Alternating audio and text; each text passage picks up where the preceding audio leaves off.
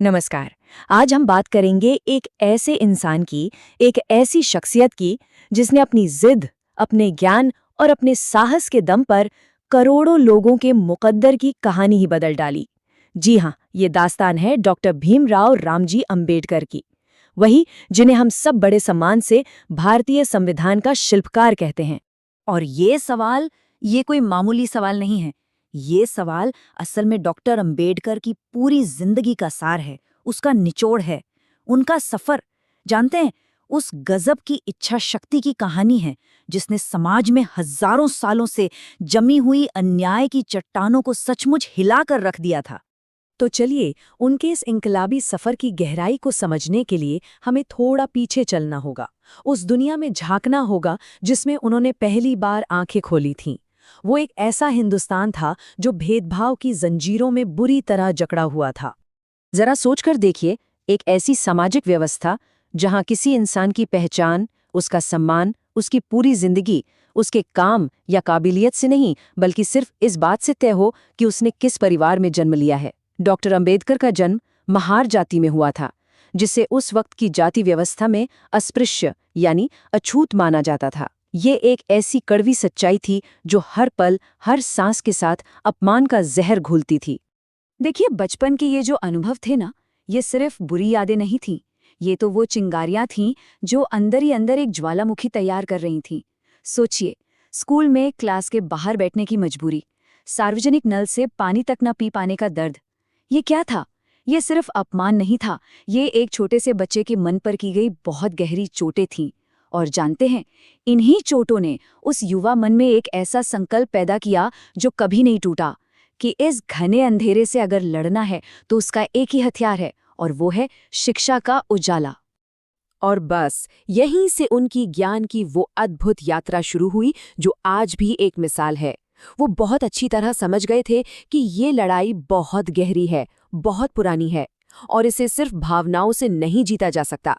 इसे जीतने के लिए चाहिए ठोस तर्क और ज्ञान के मजबूत हथियार। और ये जो विरोधाभास है ना, ये सच में हैरान कर देता है। एक तरफ अपना ही देश, अपना ही समाज, जो उन्हें हर कदम पर पीछे धकेल रहा था, उन्हें एक इंसान होने का जो बुनियादी सम्मान होता है उससे भी दूर रख रहा था। और फिर देखिए दूसरी तरफ, वही इंसान अपनी मेहनत और अपनी काबिलियत के दम पर दुनिया की सबसे बेहतरीन यूनिवर्सिटी से टॉप डिग्रियां हासिल कर रहा था, अपनी विद्वत्ता का लोहा मनवा रहा था। उनका ये एक कथन ही उनके पूरे नजरिए को साफ कर देता है।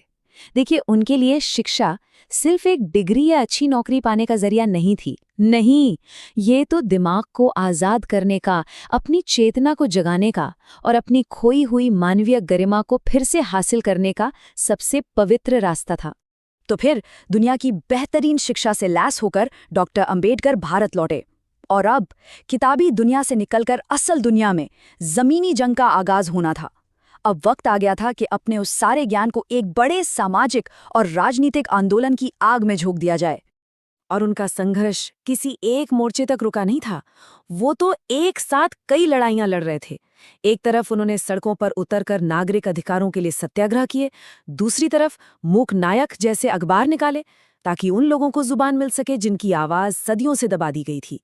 उन्होंने राजनीतिक अधिकारों के लिए भी जोरदार संघर्ष किया ताकि शोषित समाज सिर्फ वोट देने वाली भीड़ बनकर न रह जाए, बल्कि सत्ता में भागीदार बने। और हाँ, एक बात और समझनी बहुत जरूरी है, उनकी लड़ाई सिर्फ दलितों के लिए नहीं थी, वो महिलाओं के अधिकारों के भी उतने ही बड़े समर्थक थे। उन्होंने हिंदू कोड बिल के जरिए उन्हें बराबरी का हक दिलाने की पुरजोर कोशिश की। ये सिर्फ एक वाक्य नहीं है, ये उनके पूरे आंदोलन का मूल मंत्र था। उन्होंने अपने लोगों को ये सिखाया कि वो बेचारे नहीं हैं, दया के पात्र नहीं हैं, बल्कि अपने हक के लिए लड़ने वाले योद्धा हैं। उन्होंने ये बात मन में बिठा दी कि आज़ादी कोई तोहफे में नहीं देगा, उसे अपने आत्मविश्वास और अपने संगठित संघर्ष के बल पर हासिल करना होगा, छीनना होगा। और फिर उनकी जिंदगी में वो ऐतिहासिक मोड़ आया जो शायद उनके जीवन भर के संघर्ष का सबसे बड़ा शिखर था। मौका मिला एक नए आजाद हो रहे भारत का भविष्य लिखने का। इसे आप क्या कहेंगे? ये शायद इतिहास का सबसे बड़ा न्याय था। सोचिए, जिस इंसान को बचपन में क्लास के अंदर बैठने तक का अधिकार नहीं था, आज उसी इंसान के मजबूत कंधों पर पूरे देश की किस्मत लिखने वाली संविधान सभा की सबसे जरूरी समिति ड्राफ्टिंग कमेटी की अध्यक्षता की जिम्मेदारी आ गई थी।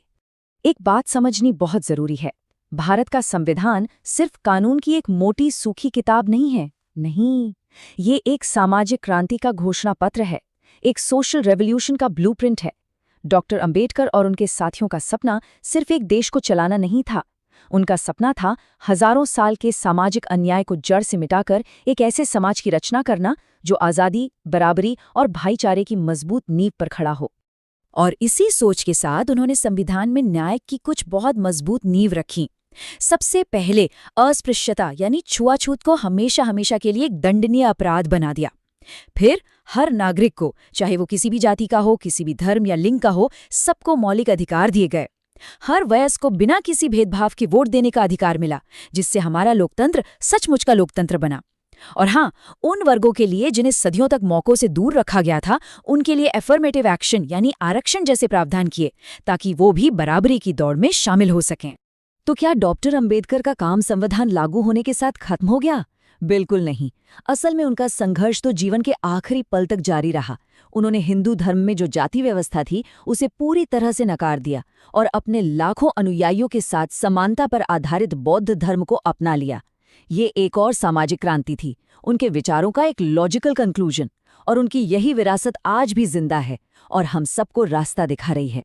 और इसीलिए हर साल जो 14 अप्रैल को अंबेडकर जयंती मनाई जाती है, वो सिर्फ एक छुट्टी या कोई उत्सव नहीं है। ये एक मौका है उनके विचारों को फिर से याद करने का, उनके संघर्ष को दिल से सलाम करने का, और हाँ, ये सोचने का, आत्ममंथन करने का कि हम सब उनके सपनों को साकार करने की राह पर कितना आगे बढ़ पाए हैं।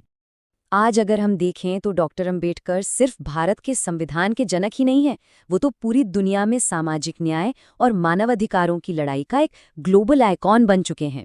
उनका जीवन, उनका संघर्ष आज दुनिया के हर कोने में जहां भी शोषित और वंचित समुदाय हैं, उन्हें प्रेरणा देता है, उन्हें हिम्मत देता है और लोकतंत्र के असल मायने समझाता है।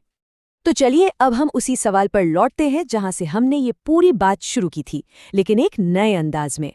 डॉक्टर अंबेडकर ने हमें एक मजबूत संविधान दिया, एक रोशन रास्ता दिखाया, लेकिन ये भी सच है कि मंजिल अभी दूर है। तो सवाल ये उठता है कि आज के भारत में सच्ची समानता का मतलब क्या है, और उस सपने को पूरी तरह हकीकत में बदलने के लिए हम सब मिलकर